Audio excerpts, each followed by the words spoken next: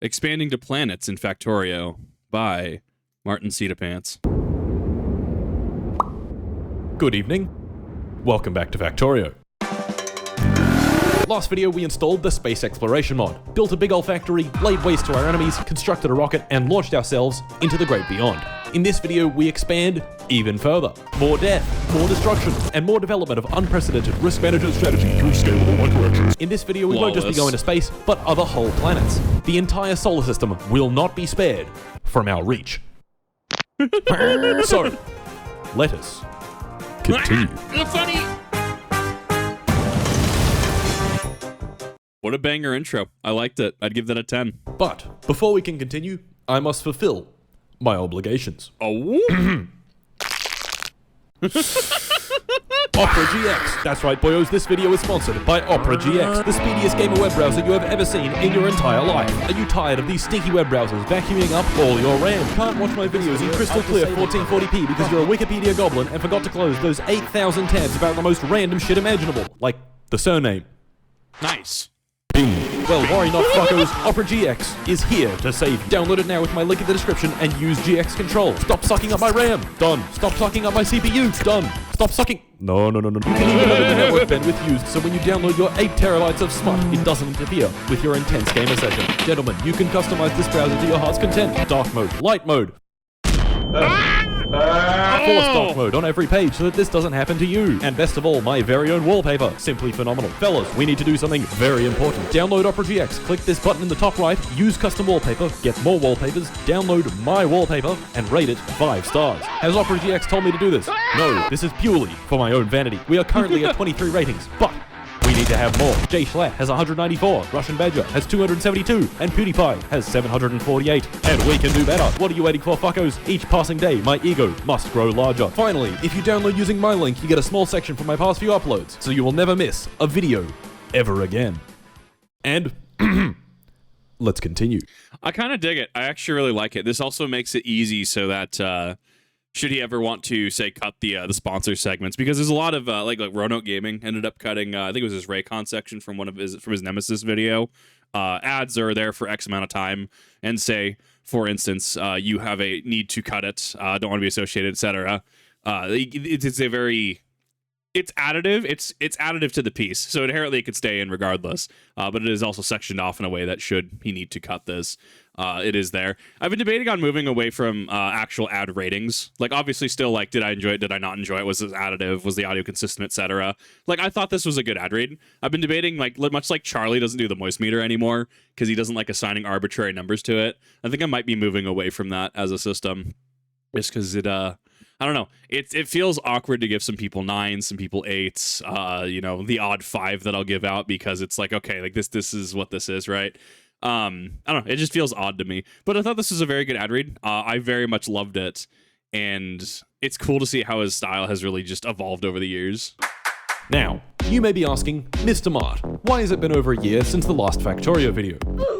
Well, I've been lazy, but I do have some excuses. For one, Ben and I in our infinite wisdom decided that this perfectly good, albeit a bit laggy factory wasn't good enough, and we just had to restart. So we switched up the mods a bunch and spent another 100 hours building a giant factory. Huge production facilities, a totally necessary and not pain in the ass 8-lane train network, and a room full of the most precious resource. Oil? At around 100 hours, we managed to get the first cargo rocket up and got ourselves into space. And then we were like, you know what? This world kind of stinks. I don't like the mods. Everything is too goddamn large. And generally it has an unpleasant vibe. So once again in our infinite wisdom, we abandoned that world and started over again. I mean, this feels very Factorio. I have played it once and got the basics on this is how, like, you mine things. This is how you're going to do things. And, you need hydropower at this point. Go to this lake. Power poles, X and Y coordinates around power poles or what actually give things power. Like, like, you did thing. Grats, you have done a Factorio a status. And it was a cool game. I actually keep it installed. But it's one of those that, like, it's kind of like, how do I word it? It's like, there's literally a game that I was talking about recently where I'm like, it was Tarkov. Tarkov, I'll play in a group. If I have a 4-stack that, you're just not even a 4-stack. If I have people who I will just play Tarkov with, I'll do it, right? I'll play Tarkov. It's not something like Payday 2 where, you know, or Final Fantasy 14 even, where I'll just hop on and I'll just do things solo. Warframe even, where it's just like, cool, guess I'll do Steel Path this week. Cool, just go and boot up the funny Titania build and just go burr, right? Like, no, it's not like that. It's one of the Factorio is one of those I feel is very much a group party LAN party mindset, right? Like group setting, group mentality. Just because you can bounce like your funny ideas back and forth off of each other. I do have that hyperfixationism. So if I get into something like this, you won't see me for like 4 days. It's happened with numerous games. So of course, day 1. The crash landing, big space laser death rays, and setting up the starter base, basic mining, basic smelting, red and green science, a blue 2021 Dodge Challenger, and most importantly, our text plates. Nice. Penis, penis, penis, penis, penis, penis, penis, and Nice. the Zaza. No! 2 hours in, things were going well. And then, we built an entire factory. Now, I'm just going to say that this was an intelligent storytelling choice, and definitely not me forgetting to record anything for over 40 hours. During those 40 hours, we built a whole factory. We constructed a runway for our brand new aircraft and covered it in poop. Tristan wrote a beautiful haiku. Okay. He developed a powerful addiction to cement, built some concrete production, and then was never heard from. Ever again. These 40 hours of Factorioing were done before I went to America to make this video, so I wasn't under any particular time pressure. But if I wanted to get this video out in time, things would have to get efficienter, which is a problem for me because if I play Factorio for too long, my brain goes woo, woo, woo, woo, woo. Yeah. And I walk around in circles for hours at a time, doing nothing. I feel like I get on those mindsets as well. I think I understand what he's talking. Like, obviously we can empathize what he's talking about, but I've noticed that when I hyperfixate on something, and this has been a number of things, whether that's playing a card game like Legend of the Five Rings, Magic the Gathering, Pokemon, Yu-Gi-Oh, etc., or if I'm trying to be hyper efficient in a game like, you know, Destiny 2 raiding or something like that, right?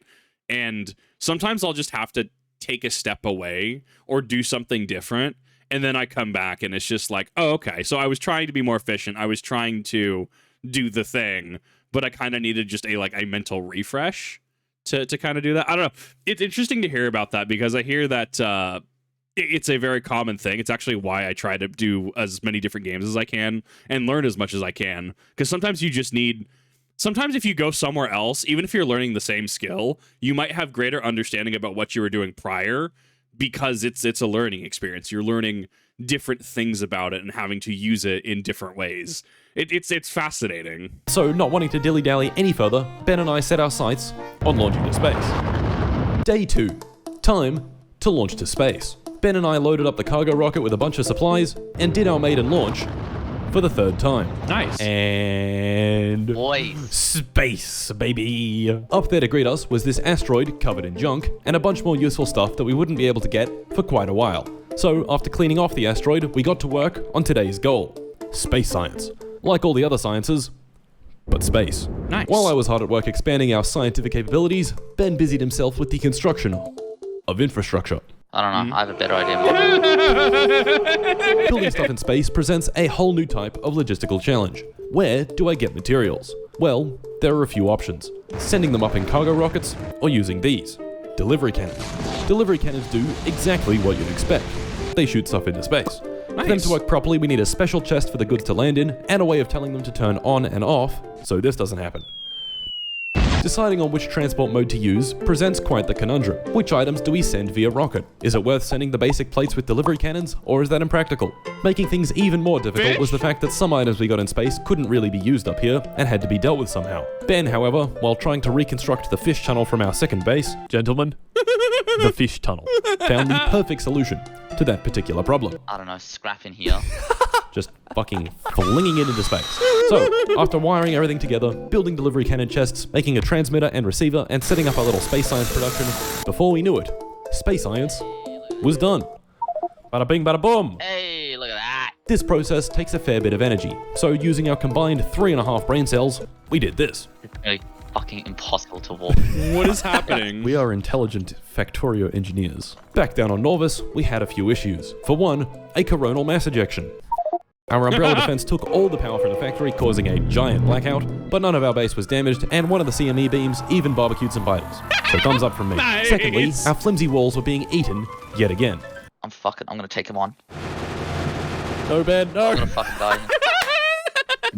For us to work efficiently in space, and eventually on other planets, our defenses would have to be self-sufficient. What we needed to do was build a wall. No! Day 3. My God! Oh no.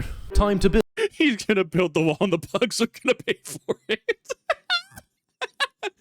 It's okay if they're anything like the Helldivers bugs. It's okay, you can just break them down into oil. Build a wall. If you cast your mind back to the previous video, we got away with minimal wall building because you could just build an impervious moat with everyone's favorite item, water fill. Amazing. Of course, our peaceful moat building eventually turned into this.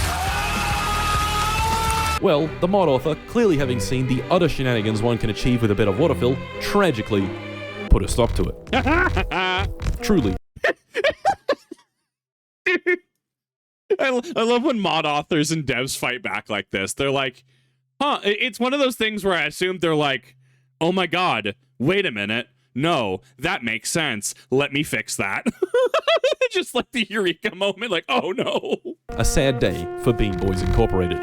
For this world, we decided not to use water fill since it's really not that fun, so instead, we had to build an actual wall with actual defenses. So we built an actual wall with actual defenses. Amazing. Here's the blueprint. Some flamethrower turrets for the big damage, laser turrets to finish them off, and 2 layers of self-healing mending walls to keep out those spiders. To top it all off, we have straight sections, gay sections, and train stops for our repair train to come and visit when things need repairing.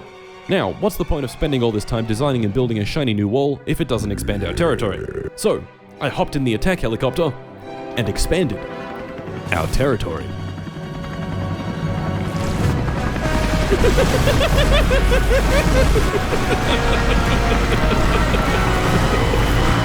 Oh my God, yes. This is where our most powerful mod came into effect. And no, I'm not talking about the helicopter. I'm talking about the replacement of explosion sounds with vine booms. No! Once it was all said and done, thousands of biters had been laid off, evicted, and burnt to death, and our territory had been greatly expanded. Now, of course, let's build that wall.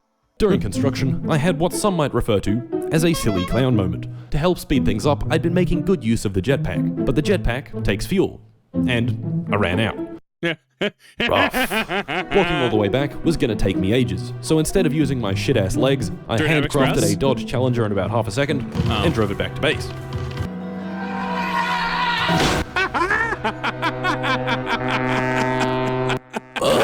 Automating space science allowed us to research a lot of new things. New machines. Growth facility grows biological specimens under a range of controlled conditions. Grows biological specimens. Me. But most importantly, everyone's favorite weapon system. Artillery. Imperial Guard intensifies. It's okay. This is just your average Imperial Guard player, okay? They drop the Aegis line and they bring nothing but artillery to the table. This is fine.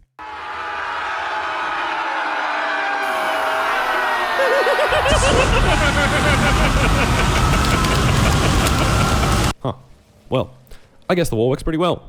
Now that the base perimeter had been secured, it was time to expand the factory to other worlds. Day 4. Seagull, the site of our next grand expansion. Seagull is a small moon rich in cryonite, the first resource that we can't just get on Norvus. And cryonite, we would be needing. So to get started, I fired up the creative world and spent a few hours creating. Cryonite presents a bunch of new challenges. First of all, it's not practical to put the processing plant on Norvus because cryonite ore only stacks at 20, which kinda makes moving it around a bit of a gigantic pain in the ass. But cryonite rods stack to 200, and each cryonite rod takes 10 cryonite ore, so that's 100 times better. Well, to make the rods, we need heavy oil, and the only way for us to get that is with oil processing, so we need to make some oil processing, but then we also need a way to deal with the light oil and petroleum byproducts, so we turn this into solid fuel, and then since another step in the process uses steam, we use the solid fuel in a boiler to make our steam, but it doesn't need that much steam, so we boil off the steam in turbines, but the turbines only turn on when the solar panels don't produce enough energy, so we need a way of turning off the solar panels when we need to burn off the steam, and then that step that takes steam also produces water, so we need a way of making sure the water tank isn't full, and not to mention the fucking mountains of sand produced. Why is there so much sand? So yeah, it's already pretty complicated, and this is the simplest new resource. With all that being said, here's the blueprint. I kind of dig it though. Like this is the whole reason like I would play Factorio, right? To eventually get to the funny, everything feeds into itself. I need, resource from 3-4 tiers down in that tech tree, or down in a specific like sequence, in order to, you know, fuel 3-4 steps ahead. Like, this is the whole selling point of the game, and I love it. So, time for our next big venture.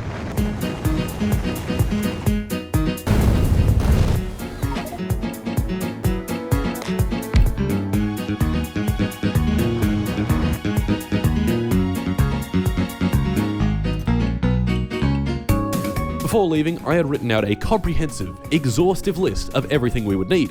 Except, of course, cliff explosives, substations, construction box, and logistics bots. Yeah, most of it. I forgot.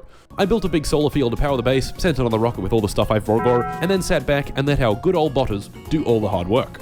After an hour, the facility was done, and we had made our first cryonite rods. Yes! To take them back to Norvis, I built another rocket, another landing pad, and flew myself back home.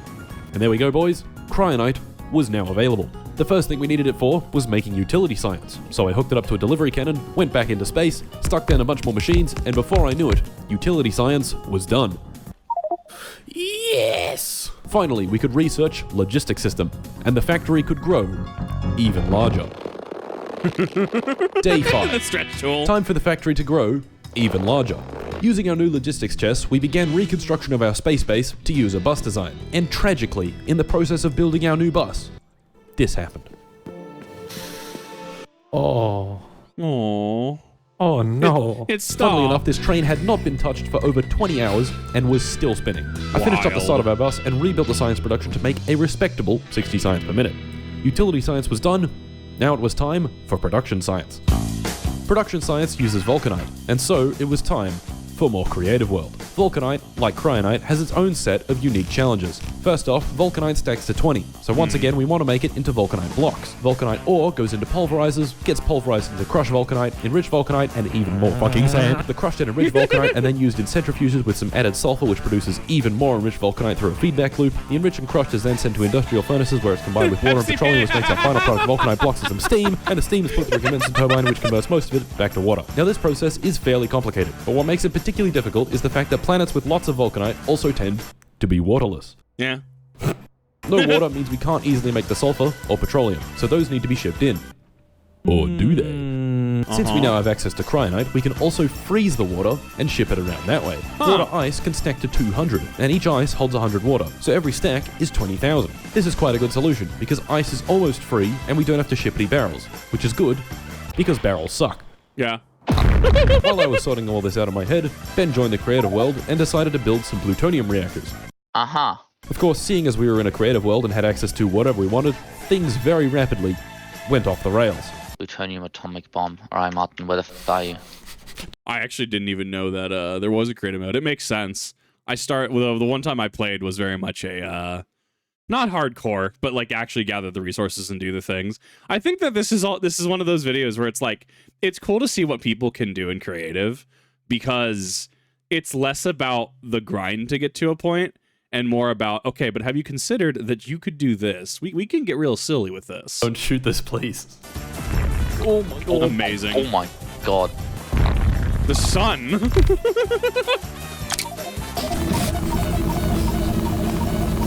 It's gonna shoot fast. Okay? Oh no. Let me do it. Oh, there they go. God. Jesus Christ. My screen's just white. What are you... What's with all the worms, Ben? Alright, Martin, in game blueprints, if you ever need a block of 23,000 worms, it's just A lot fucking of there. worm. Oh my god, that's a lot of worms. A lot of worms. That's what that is. Back in the game, we got a few things ready for our vulcanite expansion and had a look around at the star map when we noticed an interesting structure in the asteroid belt. Mm-hmm. That's the abandoned ship, I'm assuming? Day 6. Agni, our chosen destination for vulcanite processing. But first, more creative world to try and wrap my head around cargo rockets. Okay, it's been a few hours. Mart, did you wrap your head around cargo rockets? Stretch tool? This Oh. large amount of Factorio I had been doing was definitely getting to me. My initial plan of being efficient called for a schedule, short breaks every hour or two, frequent Yeah. meals, but all of that went out the window once I started actually playing. Yeah, sure, I could eat right now, but I'm almost done with my new smelter setup, and I think I know which is more important. I mean, to be fair, I've done this on stream so many times where chat regularly reminds me to, you should probably take a break. You should probably eat. And I'm like, nah, it's fine. I'm fine. Kip, you've been streaming for 9 hours. It's fine. I'm fine. I'll just get through a couple more projects 4 hours later. Wow, I really feel like, oh God, I feel awful. Because you haven't eaten, Kip. Do you feel this? This game really is crack. Anyway, I still had a job to do, and today it was to go to Agni and get some goddamn vulcanite. I loaded up a rocket, this time remembering to bring the stuff I forgot last time, and flew over to our next big venture.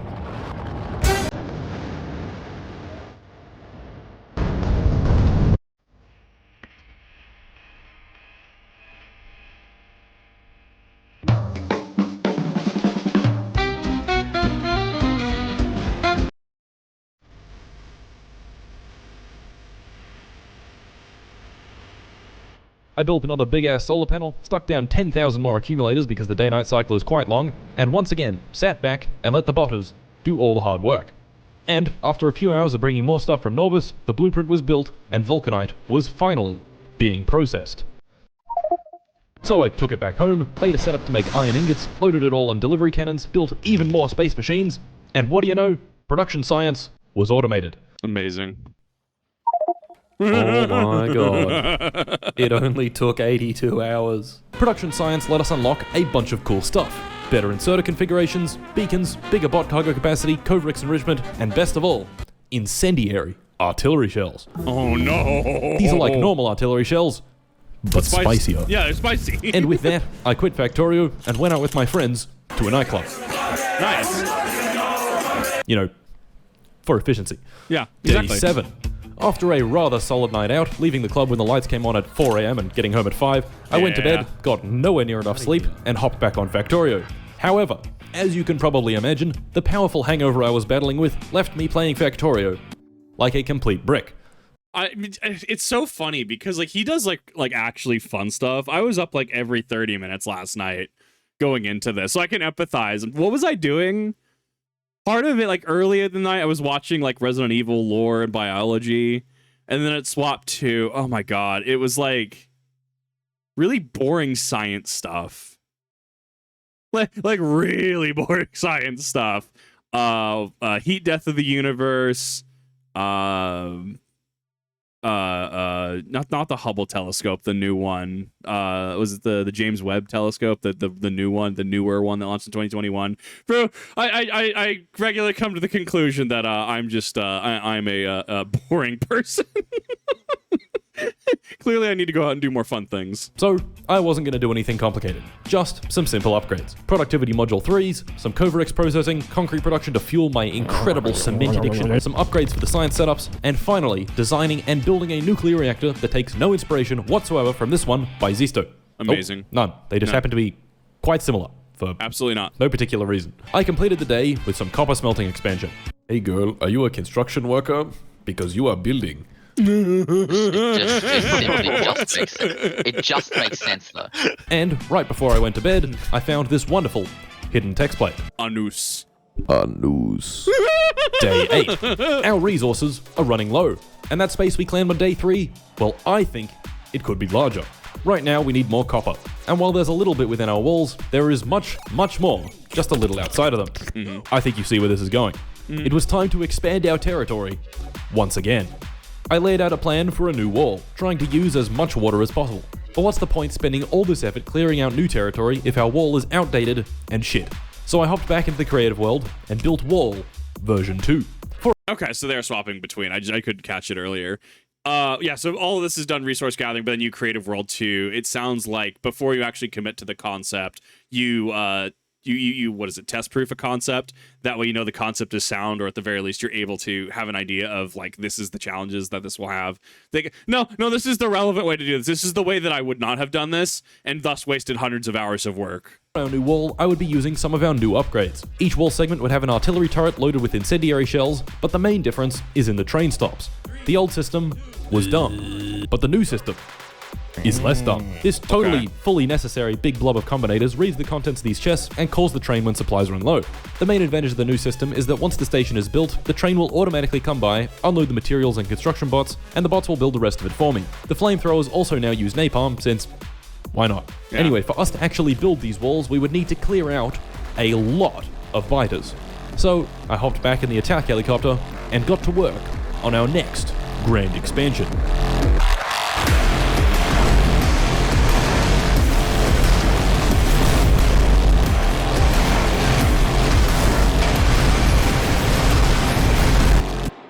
His music choice The is first fantastic. wall segment had been placed, and thousands of biters had been sacrificed for it to happen.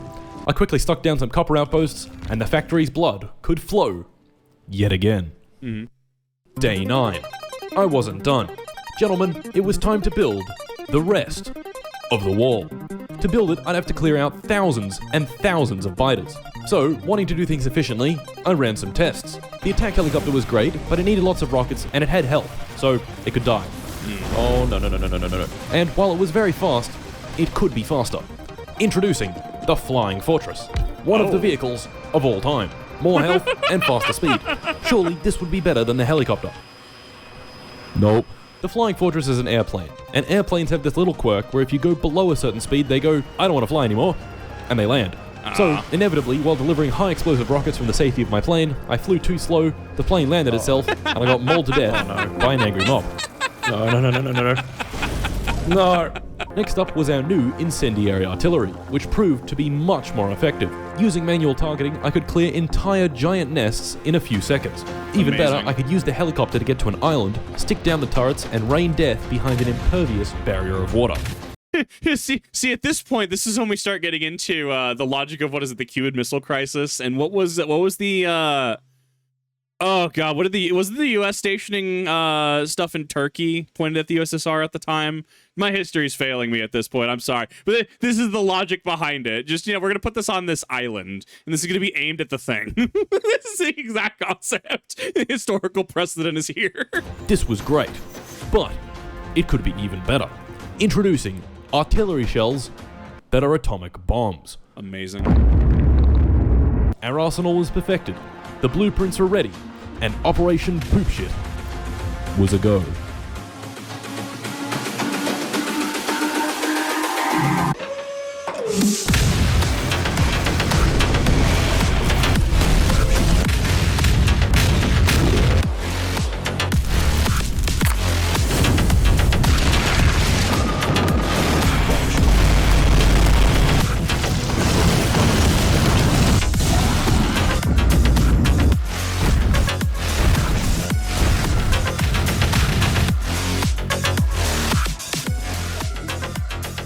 Oh, Ben, I found the resonant frequency of my room. Would you like to hear the resonant frequency of my room? Yes. And would you look at that? The biters are all dead, and the wall is all built. Holy shit, I think that's it. In total, it took me about 13 hours of pure killing, paving, and building to get here. But it was definitely worth it, because safety and security had finally, for real this time, been achieved. Day 10. With our borders more secure than ever, it was time to continue on our galactic conquest. Ben and I, again seeing that spaceship in the asteroid belt, decided to hop in a rocket and go get it.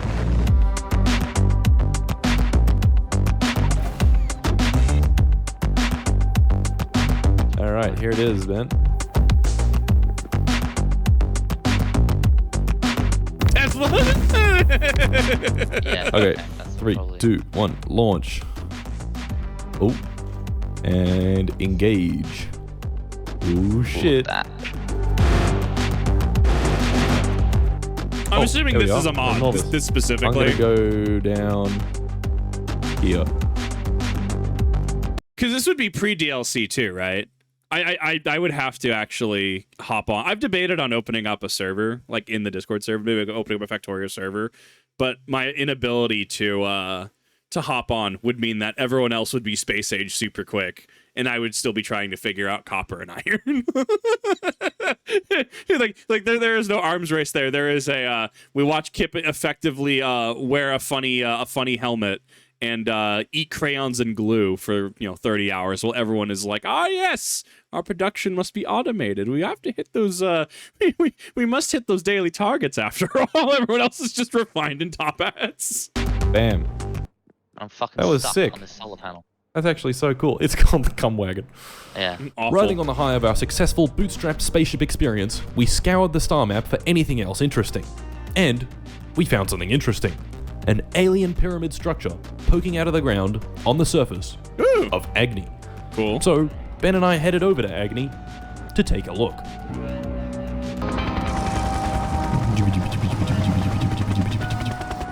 There it is.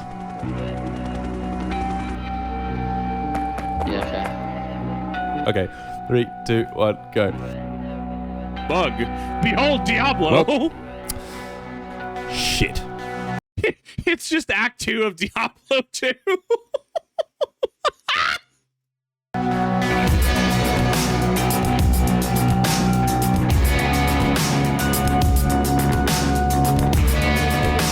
Oh my god. I don't even remember Thanks his once again to name. Opera It's the GX for boss of sponsoring Act this 2. video. Download them from the link in the description and the pinned comment.